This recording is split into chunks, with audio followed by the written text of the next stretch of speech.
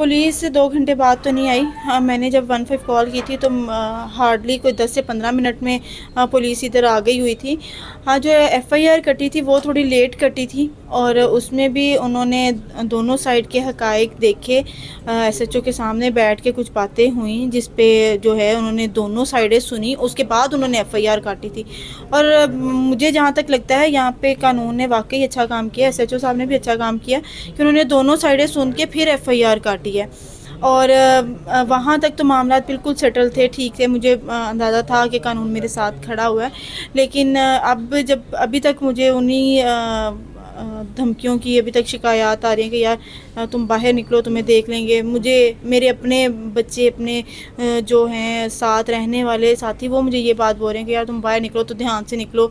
हमारे पास खबरें यही आ रही हैं कि वो तुम्हें मारने की उसमें है, वो सबको यही कह रहा है कि इसको उठवाओ, इसकी टांगों में मारो, इसके पिए की टांगों में मारो।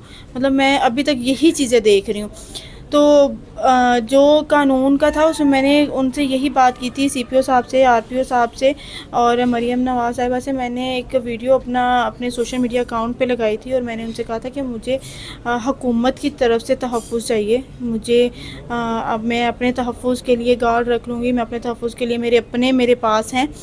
लेकिन जो नताइज मेरे सामने आ रहे हैं वो यही आ रहे हैं कि जो है तुम चला के देख लो, हम देख लेंगे। यहाँ तक कि उसकी बेल भी नेक्स्ट डे ही हो चुकी थी, जबकि सोशल मीडिया पे इतनी वायरल जा रही थी ये वीडियो और सबको पता था कि इसने इस तरह जो है संगीन नताइज की धमकियाँ भी दी हैं।